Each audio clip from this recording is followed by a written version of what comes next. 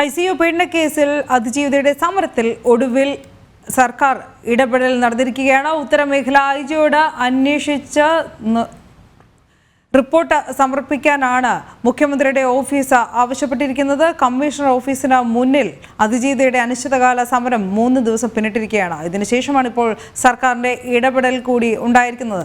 ദിസ്ന സുരേഷ് കൂടുതൽ വിവരങ്ങളുമായി ചേരുന്നു. ദിസ്ന, ഈ സമ്മർദ്ദങ്ങൾക്കൊടുവിൽ ICU പീഡനക്കേസിൽ സംസ്ഥാന സർക്കാരിന്റെ ഇടപെടൽ, വിശദാംശങ്ങൾ. തീർച്ചയായും അത് സൂചിപ്പിച്ചതുപോലെ തന്നെ സമ്മർദ്ദങ്ങൾക്കൊടുവിലാണ് ഇപ്പോൾ സംസ്ഥാന സർക്കാരിന്റെ ഉത്തരവ് ഉണ്ടായിരിക്കുന്നത്. ഇത് പ്രധാനമായും പറയുന്നത് മെഡിക്കൽ കോളേജ് ICU പീഡന കേസിൽ പരാതിയിൽ ഇടപെട്ടിട്ടാണ് മുഖ്യമന്ത്രിയുടെ ഓഫീസ് പ്രധാനമായും പറയുന്നത്. ഉത്തരമേഖല IGയോട് അന്വേഷിക്കുന്ന നിർദ്ദേശം, അതിജീവിതയുടെ സമരത്തെക്കുറിച്ച് അന്വേഷണ റിപ്പോർട്ട് കൈമാറുന്നത് അന്വേഷിക്കണം. 15 ദിവസത്തിനകം റിപ്പോർട്ട് നൽകാൻ മുഖ്യമന്ത്രിയുടെ ഓഫീസ് ആവശ്യപ്പെട്ടിട്ടുണ്ട്.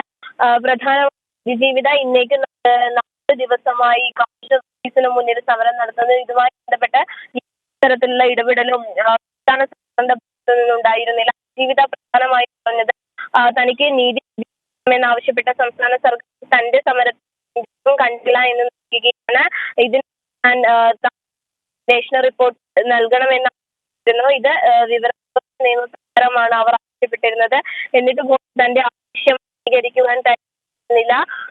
അതുകൊണ്ട് തന്നെ താൻ ഈ സമരവുമായി മുന്നോട്ട് പോകുമെന്നാണ് അതിജീവിത വ്യക്തമാക്കിയത്. കഴിഞ്ഞ ദിവസം അതിജീവിതയ്ക്ക് ശാരീരിക അസ്വസ്ഥതകളൊക്കെ ഉണ്ടാവുന്ന ഒരു സാഹചര്യം ഉണ്ടായിരുന്നു. തുടർന്ന് അവരെ ആശുപത്രിയിൽ പ്രവേശിപ്പിക്കുകയൊക്കെ ഉണ്ടായിരുന്നു.